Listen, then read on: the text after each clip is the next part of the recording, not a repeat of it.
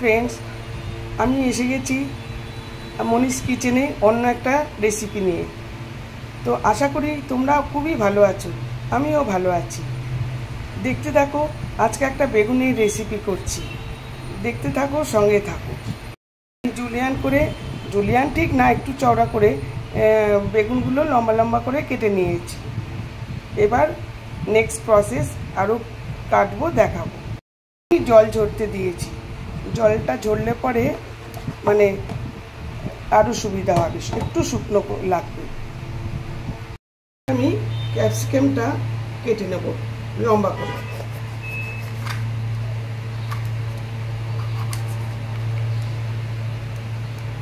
সরু সরু করে কেটে নেব। এইভাবে ক্যাপসিকামটা সবটা কেটে নেব। বেগুনের রেসিপিটা করার জন্য লঙ্কা কেটেছি, পেঁয়াজ সরু সরু করে লম্বা লম্বা কেটেছি, লাল ক্যাপসিকাম লম্বা লম্বা জুলিয়ান করে কেটেছি, আর রসুন কুচি করে নিয়েছি। এইবার নেক্সট প্রসেস, বেগুনগুলোর ওপরে আমি কর্নফ্লাওয়ার ছড়িয়ে দিলাম অল্প করে।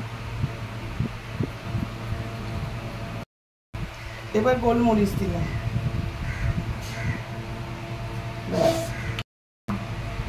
এবার নুন দিয়ে দিলাম, দিয়ে এটা মাখিয়ে রাখবো। এই যে মাখাচ্ছি, ভালো করে মাখিয়ে একটুখানি রাখি। গ্যাস জ্বালিয়ে দিলাম, এবার প্যানে তেল দিয়ে দিয়েছি। এটা অলিভ অয়েল দিয়ে করছি, তোমরা সাদা তেল বা মিশানো তেল যা খুশি করতে পারো, আমি আজকে অলিভ অয়েল দিয়ে করছি। তেলটা গরম হোক, তারপরে তেল গরম হয়ে গেছে। এবার আমি অল্প অল্প করে ভাজতে দেবো, একসঙ্গে অনেক দেবো না, অল্প অল্প করে ভাজতে।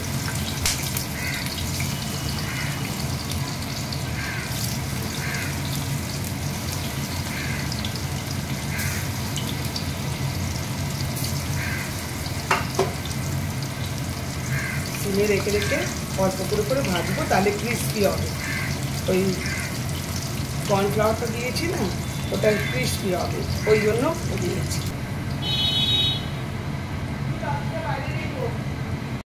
বেগুনগুলো সব ক্রিস্পি করে ভাজা হয়ে গেছে। এইবার আমি নেক্সট প্রসেসে আসছি। প্রথমে আমি পেঁয়াজগুলো ভেজে নেব। দেড়খানা পেঁয়াজ দিয়েছি, দেড়খানা পেঁয়াজ লাল করে একটু ভেজে নেব।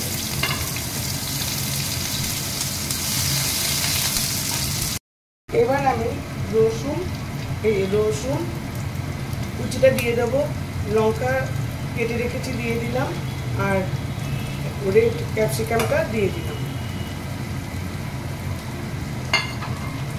এগুলো সব সুন্দর, পেঁয়াজটা একটু গোল্ডেন হয়ে গেছে, এবার এগুলো দিয়ে দিলাম। এই যে ভাজা হয়ে গেছে, আমি এক জায়গায় এই যে টমেটো সস আর চিলি সস এক জায়গায় 2 চামচ করে রেখেছি, আর ভিনিগার 1 চামচ দেবো। এর মধ্যেই, আর এর মধ্যেই দিয়ে দেবো সয়া সস 1 চামচ। 1 চামচ সয়া সস দিয়ে দেবো।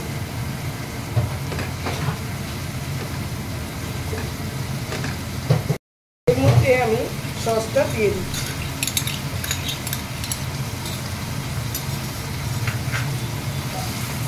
সয়া সস আর টমেটো সস দিয়ে দিলাম।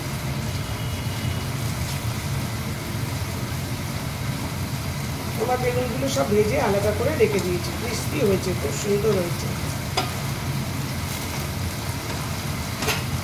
এবার এর মধ্যে আমি পরিমাণ মতো নুন দিয়ে দিলাম, আর লঙ্কার গুঁড়ো। আমরা যেহেতু ঝাল খাই, লঙ্কার গুঁড়ো দিচ্ছি।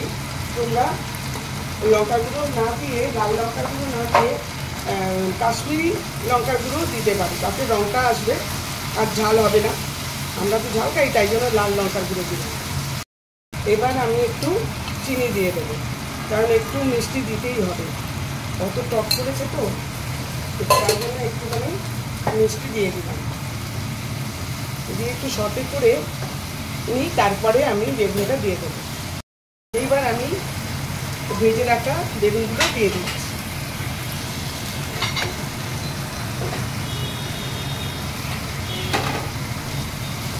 বেগুনগুলো দিয়ে ওপর নিচ করে মশলার সঙ্গে মাখাই। আমার রান্না ডান, আর কালারটা ভীষণ সুন্দর এসছে। এর মধ্যে কিন্তু আমি জল দিলাম না, একদম জল দিইনি, একদম ড্রাই করেছি। খুব সুন্দর এসছে, কালারটা ভীষণ সুন্দর এসছে। তোমরা ইচ্ছা করলে জল দিতে পারো, আমি কিন্তু গ্রেভি করবো না এটা। এই যে আমার বেগুনের রেসিপিটা একদম রেডি, লাল সবুজে খুব সুন্দর দেখতে লাগছে। জানি না তোমরা কতটা বুঝতে পারছো, কিন্তু কালার যেমন সুন্দর এসছে তেমনি লাল সবুজে খুব সুন্দর এসছে। নেক্সট আসছি আরেকটি ব্লগ নিয়ে। Thank you for watching. তোমরা অবশ্যই ট্রাই করবে, আর ভালো লাগলে লাইক শেয়ার কমেন্ট করবে, ফলো অবশ্যই করবে।